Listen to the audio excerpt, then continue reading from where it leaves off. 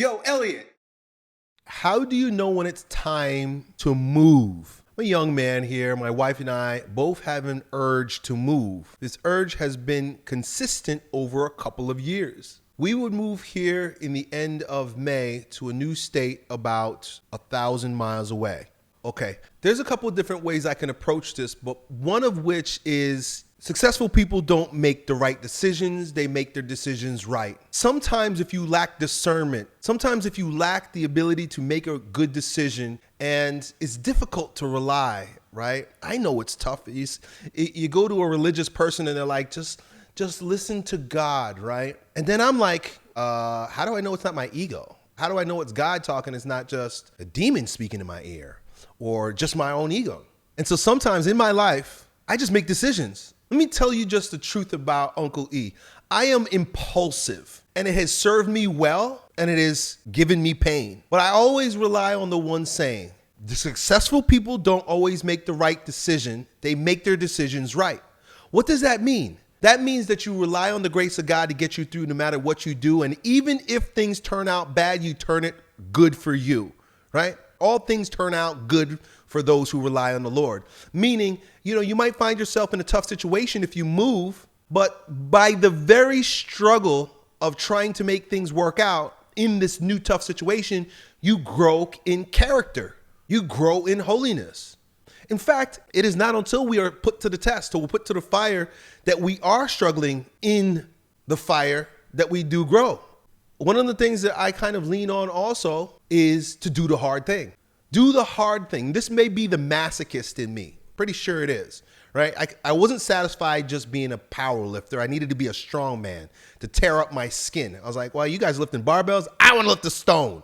I want to do the hard thing, right? And so if staying where you are is easier, but the call to adventure seems hard, I say go for it. Nobody on their deathbed ever says, I wish I would have been easier. I wish life was easier. I wish I would have done less. I wish I would have played it more safe. Nobody says that. Now, I'm not telling you what to do.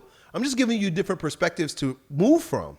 Check this out now. You have this urge to move. You said it's been consistent over a couple of years. If you don't scratch that itch, you're going to be resentful. Regardless of what happens, if you do make the move, you'll never be able to look back and say, I should have. But if you don't make the move, you're always going to be curious and you're going to wonder, what if I had? Just make the move. Hey, you know what? This is also an act of faith, to jump into the unknown, to take steps into the abyss. This, in many ways, is true reliance and conformity with God's will in your life. Am I saying that it's God telling you to move? I don't know. But when you do make that move and you don't know what to do, it is reliance on God's grace to make it through. Granted that your intentions are good. And I know you. I know your intentions are good. You have a good heart. You want to do the right thing. When you're on that kind of path, grace carries you through. If you had fearful intentions, ambitions that were disorderly ambitions, if you were, if you said to me, I'm having this consistent urge to have sex with my coworker, I'd be like, well, yeah, you're having a consistent urge, but that is not in conformity with your holiness, with the strongest version of yourself.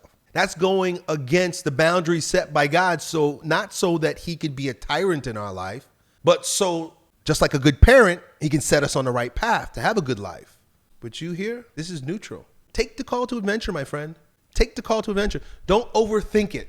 I'm always willing to take the adventure. And you know what? I think that's a part of why my life is good, because I do a lot of crazy things and people are like, how did that happen for you? Or how did you get there? And I'm like, I don't know. I had an itch. I was scratching this itch and it seemed to happen. And you know what I also have? And I think you do too? A good wife. My wife is always down for the adventure.